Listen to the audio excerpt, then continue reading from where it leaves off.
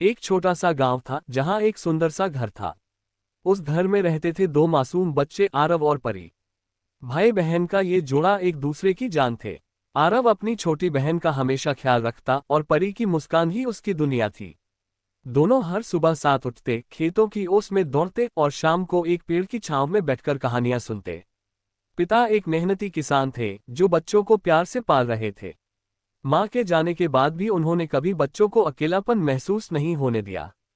घर में वो प्यार, अपनापन और सुकून था जो किसी सपने से कम नहीं लगता। हर दिन जैसे एक त्योहार होता। मिट्टी में खेलना, झरनों में नहाना और माँ की यादों को दिल में बसाए हंसते रहना, यही थी उनकी दुनिया। किसी ने कभी नहीं सोचा था कि इस खिलखिलाती जिंदगी में कोई तूफान आ सकता है। लेकिन किस्मत ने एक और कहानी लिख रखी थी। एक ऐसी करवट जो इन मासूम दिलों की दुनिया को पूरी तरह बदल कर रख देगी। समय बीतता गया। पिता ने बच्चों की भलाई के लिए दोबारा विवाह करने का निर्णय लिया। गांव वालों ने भी कहा, बच्चों को मां की ममता चाहिए। फिर एक दिन घर की दहलीज पर वो आई, नई दुल्हन सौम्या। उसकी आंखों में रहस्यमयी चमक थी और चेहरे पर बनावटी मुस्कान।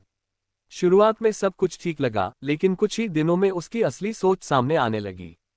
सौम्या के आने के बाद घर का माहौल धीरे धीरे बदलने लगा। जहां पहले हंसी गूंजती थी, अब वहां सन्नाटा छा गया। आरव और परी की नटखट बातें अब बंद हो गईं, उनके खेलने पर रोक लगने लगी। सौतेली माँ उन्हें बोझ समझने लगी। वह बच्चों के सामने पिता से अलग व्यवहार करती और पीठ पीछे ताने देती, तिरस्कार करती। परी की गुड़िया छिन गई, आरव की किताबें छिपा दी गईं। खाना भी अब प्यार से नहीं मिलता था, सिर्फ जिम्मेदारी निभाने के नाम पर। भाई बहन की आंखों से मासूमियत की चमक धीरे धीरे बुझने लगी। रिश्तों की डोर अब कमजोर पड़ने लगी थी। सौतेली माँ के आगमन के साथ ही जैसे घर से रोशनी चली गई थी। सौतेली माँ का असली चेहरा अब पूरी तरह सामने आ चुका था। वह न केवल बेरुखी से पेश आती, बल्कि हर दिन नए जुल्म का कोई बहाना ढूंढती। भाई बहन पर छोटी छोटी बातों पर गुस्सा करना, उन्हें बिना वजह सजा देना उसका रोज का काम बन गया था। सुबह उठते ही घर के सारे काम आरव और परी के सिर पर डाल दिए जाते। अगर जरा सी गलती हो जाती तो चीखें गूंज उठती। पिता खेतों में व्यस्त रहते और सौम्या उनके सामने हमेशा मीठी बनकर पेश आती। बच्चों की शिकायतें कोई नहीं सुनता। भूखे पेट सो जाना, तानों का जहर झेलना और प्यार के लिए तरसते रहना अब उनकी आदत बन चुकी थी। परी की आंखों में हमेशा आंसू तैरते रहते और आरव उसके लिए खुद को ढाल बनाता चला गया। एक दिन बारिश में भीगते हुए दोनों ने टूटी झोपड़ी में शरण ली, क्योंकि सौतेली माँ ने उन्हें घर से बाहर निकाल दिया था। भाई बहन एक दूसरे का सहारा बने रहे, लेकिन मन में एक डर हमेशा रहता, क्या हम हमेशा ऐसे ही रहेंगे? क्या ये रिश्ता भी टूट जाएगा? या हम मिलकर इस अंधेरे से लड़ पाएंगे? भारी अंधेरे और दर्द से भरे उन दिनों में भी आरव और परी ने एक दूसरे का हाथ नहीं छोड़ा।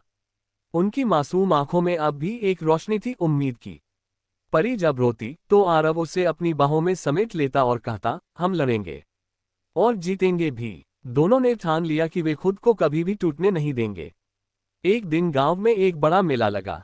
आरव ने चोरी छिपे कुछ पुराने खिलौने बनाकर बेचे और थोड़े पैसे कमाए। उन पैसों से उसने परी के लिए रंग बिरंगी चूड़ियां खरीदी। ये छोटी सी खुशी उनके दिलों में फिर से जीवन भर गई। उसी मेले में उनकी मुलाकात एक सामाजिक कार्यकर्ता से हुई, जो बच्चों के अधिकारों के लिए काम करती थी।